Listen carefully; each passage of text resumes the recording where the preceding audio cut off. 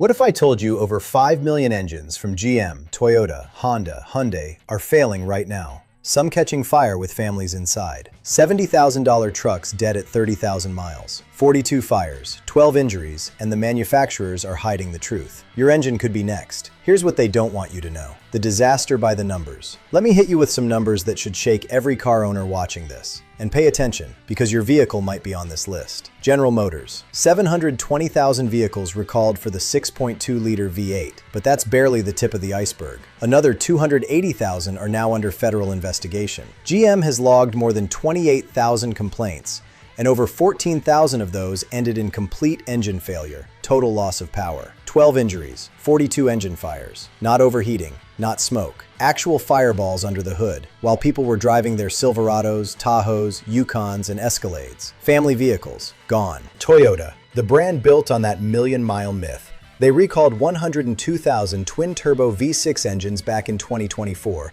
then quietly added another 127,000 in late 2025. We're talking brand new Tundras, $90,000 Lexus LX 600s, Sequoias, and hybrids still under investigation. Honda, 250,000 of their famous 3.5-liter V6 engines recalled for rod bearing destruction. When those let go, metal shrapnel tears the engine apart at thousands of RPM. And it gets worse. NHTSA just opened a probe into 1.4 million Hondas going all the way back to 2016. Hyundai and Kia. 1.5 million engines recalled since 2017, and some of the replacement engines failed the exact same way. Add it all up, more than 5 million engines, nearly $8 billion in damages. This isn't just a recall, this is an engine failure epidemic, and it's hitting close to home, the smoking gun. So what's causing this nationwide engine nightmare? I dug into it, and the truth is absolutely explosive. In December 2025, Automotive News, a publication that's normally pretty friendly to the automakers, dropped a bombshell investigation. They talked to university engine researchers, independent mechanics who've torn down hundreds of failed motors, and industry insiders who would only go on background. What they found is devastating. Modern engines are being pushed way beyond what they were ever designed to handle. Automakers are chasing record-breaking horsepower per liter numbers, figures that used to be reserved strictly for race cars. These engines now run at temperatures that would have melted older power plants, with cylinder pressures you'd once only see on a drag strip, all crammed into an engine half the size they used to build. Here's the scale of it. Back in the 90s, a 6.0-liter V8 made around 360 horsepower. That's 60 horsepower per liter. Today, Ford's 2.7-liter EcoBoost is putting out 325 horses, 120 horsepower per liter. The 3.5-liter EcoBoost in the Raptor? 128 horsepower per liter. That's double the power density, same stress, half the metal to handle it. And it gets worse. To hit EPA and CAFE fuel economy targets, manufacturers started switching to ultra-thin oils. Your old 5W30 and 10W40 became 0W20, then 0W16, and now even 0W8, a fluid barely thicker than water. That thin oil might save you half a mile per gallon, but it demands tolerances measured in microns, meaning every single step of machining, cleaning, and assembly has to be absolutely perfect.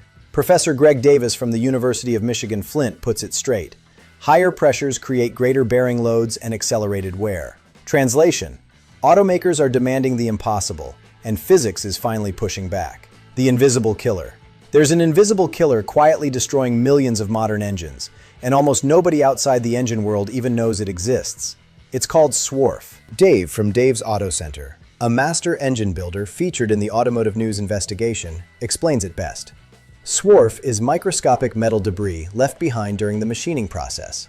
When manufacturers cut, drill, and hone engine blocks, the large metal chips are easy to clean out. But the ultrafine particles from honing those cylinder walls, those are deadly. Honing creates a slurry of metal dust, abrasive grit, and coolant. Dave calls it concrete. It's brittle, razor-sharp, harder than engine bearings, and it sticks to surfaces like glue. Even if one microscopic piece gets between a bearing and a crankshaft, it acts like sandpaper at thousands of RPM. It embeds into the soft bearing, then grinds right into the hardened crankshaft. Minutes later, scoring. Hours later, metal on metal. Days later, total engine failure. Dave's team spends hours cleaning each engine by hand. Hot tanks, pressure washing, compressed air, scrubbing every passage 5 or 6 times. But GM is building 10,000 engines a day per factory. Toyota, Ford, Stellantis, same story. Achieving hand-built perfection at that kind of scale is flat out impossible. So automakers rely on automated rinses and quick visual checks, and hope for the best. Powertrain tester Tom Howell sums it up. Thinner oils, tighter tolerances, and harder bearing materials are all contributing to the failures. Harder bearings mean less forgiveness, less ability to absorb debris, and almost zero margin for error. It's a house of cards, and it's already coming down. The perfect storm. Swarf and thin oil are only the beginning. What we're dealing with here isn't a single design flaw, a single recall, or one bad engine. It's a perfect mechanical storm. A pileup of modern technologies and engineering compromises, all happening at the same time. And when you stack them together, today's engines simply cannot survive long term. Let's break down every factor that's killing modern powertrains. Factor 1. Stop-start technology. This is the feature everybody hates, and for good reason. Every time your engine shuts off at a red light and restarts, oil pressure drops to zero for a brief but critical moment. With ultra-thin 0W20 or 0W16 oil, the remaining film protecting your bearings is razor thin. Cold starts cause the majority of engine wear, and now drivers are going through 40 to 50 start cycles in a single commute. Fleet trucks that rack up 150,000 highway miles in 2 years often outlast personal trucks with 50,000 city miles because they avoid that relentless stop-start abuse. Factor 2. Variable displacement oil pumps. Old engines used fixed pumps. Simple, predictable, reliable. New engines rely on computer-controlled pumps that constantly adjust pressure. If that pump lags after a stop-start cycle, miscalculates temperature, or just flat-out malfunctions, your bearings get starved of oil. More complexity equals more failure points. Factor 3. Extreme turbocharging. Turbocharged engines run cylinder pressures over 2,000 psi, double what a naturally aspirated engine ever sees. Turbos spin at 150,000 to 200,000 RPM and depend entirely on clean, properly weighted oil. Any contamination or delayed pressure destroys the turbo bearings and sends metal shrapnel straight through your entire engine. One turbo failure can kill the whole powertrain in seconds. Factor 4. Direct injection, or DI. DI systems spray fuel at 2,000 to 3,000 psi directly into the combustion chamber. Great for efficiency, terrible for longevity. Higher combustion pressures, more stress, no fuel washing the valves, carbon buildup, hotter temperatures, thinner oil film. Everything gets pushed harder. Factor 5. COVID-era manufacturing. Engines built between 2020 and 2022 came out of absolutely chaotic factories. New suppliers with no track record, quality inspectors absent, skeleton crews on the line. GM struggled with out-of-spec connecting rods. Toyota admitted to contamination issues. Stellantis even found sand trapped inside engine blocks. These engines are now hitting 60,000 to 100,000 miles, right where hidden defects finally show their face. Factor 6. Cylinder deactivation. Turning a V8 into a V4 sounds efficient on paper, but it creates uneven temperatures, uneven block expansion, and serious shock loads every time those cylinders kick back in under load. Stack all of this together, and you get one unavoidable truth. Modern engines aren't failing from one problem, they're failing from 10 problems all happening at the same time. And no engine can survive that forever. If you're finding this useful, go ahead and hit that like button and subscribe to support the channel. We appreciate it. Here's where things get truly suspicious, because this is the part manufacturers absolutely do not want the public to see. Independent engine builder Eric Berg spent 3 years trying to get his hands on a failed Toyota twin-turbo V6. Toyota was aggressively buying back every blown engine as a core exchange, keeping them out of independent shops and off YouTube. He finally got one, and the teardown was explosive.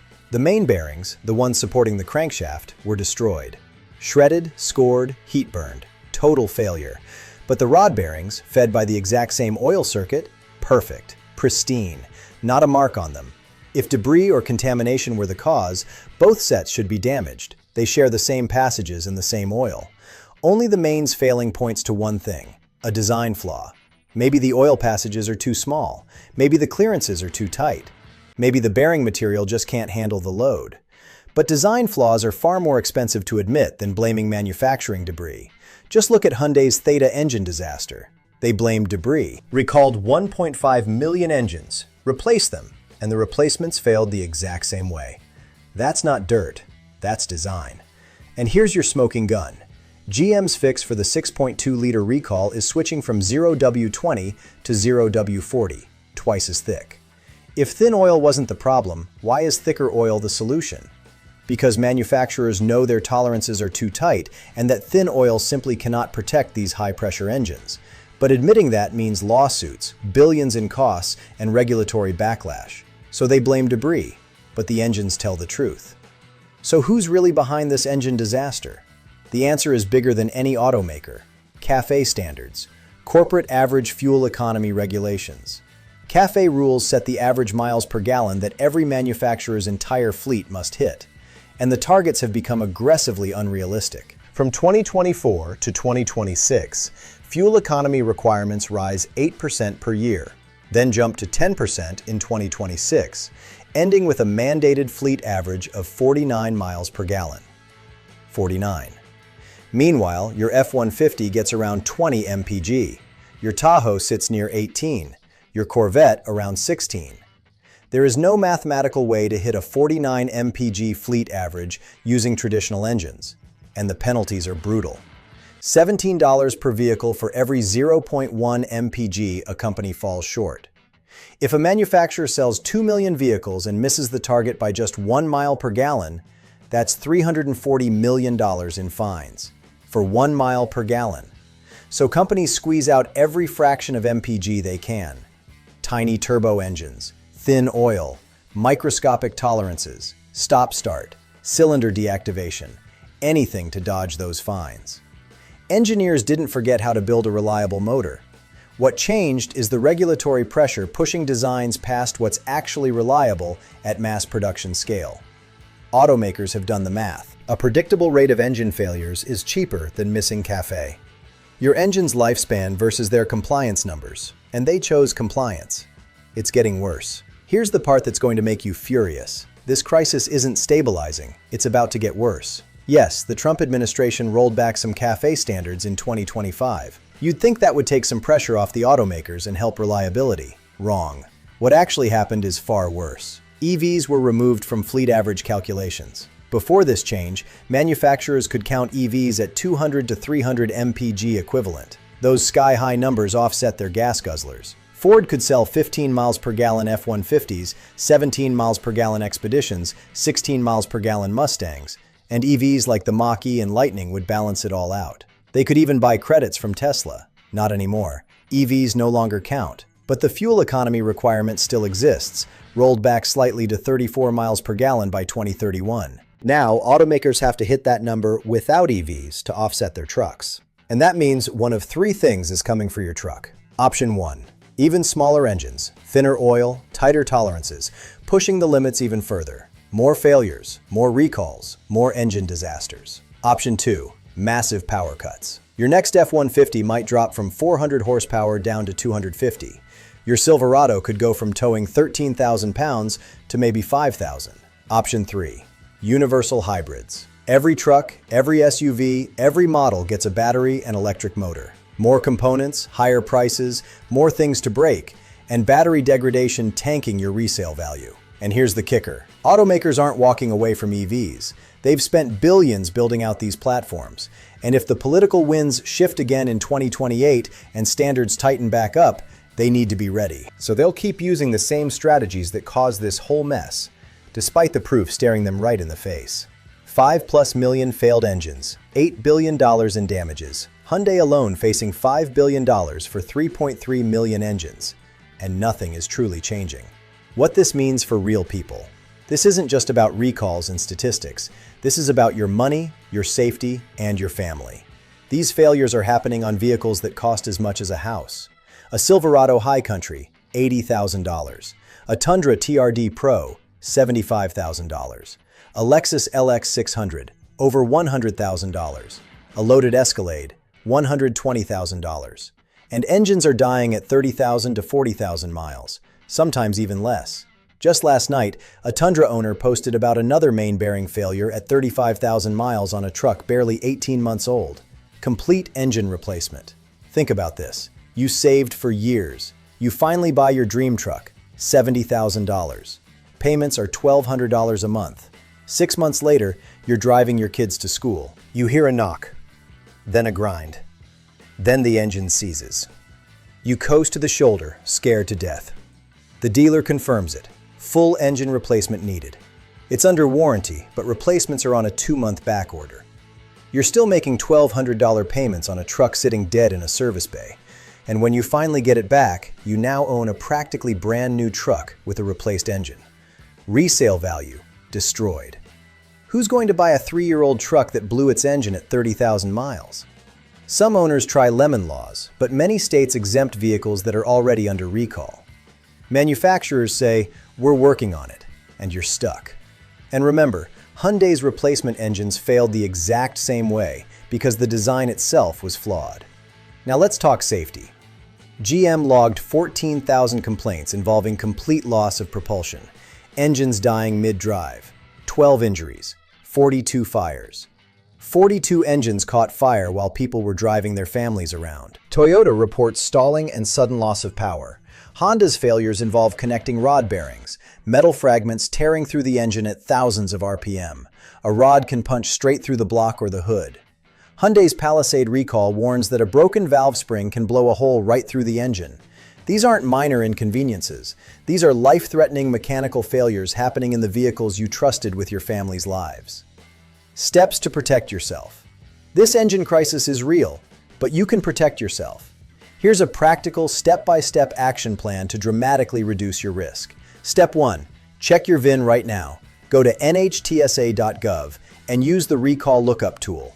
Punch in your VIN and see if your vehicle is part of a recall or open investigation. If it is, get that repair scheduled immediately. These failures often happen with zero warning. Fine one day, destroyed the next. Step 2. Cut your oil change intervals in half. Ignore those 7,500 to 10,000 mile recommendations. Do 5,000 miles max, or 3,500 if your manual says 7,500. An extra $50 to $75 a year in oil changes is absolutely nothing compared to a $15,000 engine replacement or a $70,000 truck going worthless. And use quality oil, Mobil 1, Pennzoil Platinum, Valvoline, Castrol, and make sure you're running the correct spec, like Dexos 1 Gen 3 if your GM calls for it. Step 3. Disable stop-start. If your vehicle has a button, press it every single time you drive. Some vehicles reset the setting every time you start up. If yours does, a $50 to $100 OBD2 device can disable it permanently. You might lose 0.2 miles per gallon, but you'll avoid dozens of unnecessary wear events every single day. Step 4. Consider going slightly thicker on oil after your warranty expires. Just 1 grade heavier can help. If your engine calls for 0W16, but the manufacturer also approves 0W20 or 5W30, run the 0W20. If GM is already switching to 0W40 for the 6.2-liter recall, consider 5W30 once you're out of warranty. Don't go extreme, just one step up. Step 5. Keep your ears open and your eyes on the gauges. Listen for any new ticking, knocking, or rattling. Check your oil level every 1,000 miles. Watch your oil pressure. Low pressure at warm idle is a serious red flag. Step 6. Be smart when you're buying used. Stay away from first-year redesigns and think twice about 2021 through 2024 model years altogether. A proven 2015 to 2019 naturally aspirated V8 with 100,000 miles on it may genuinely be a safer bet than a 2023 turbocharged engine with only 30,000 miles. Step 7. Seriously consider an extended warranty. For used 2020 to 2024 vehicles, a $2,000 to $3,000 comprehensive powertrain warranty covering engine internals could save you from a $15,000 to $20,000 engine replacement. Read the fine print carefully. Make sure it specifically covers bearing failures. Follow these steps and you'll dramatically improve your engine's odds of surviving this industry-wide crisis. Here's the bottom line. Over 5 million engines are failing because manufacturers chose EPA compliance over your engine's survival. This isn't bad luck. It's a calculated risk with your money and your family's safety. Has your engine failed? Drop your story in the comments. Let's get this out in the open together. And if you found this video helpful, smash that like button and subscribe for more automotive content. Thanks for watching. We'll see you in the next one.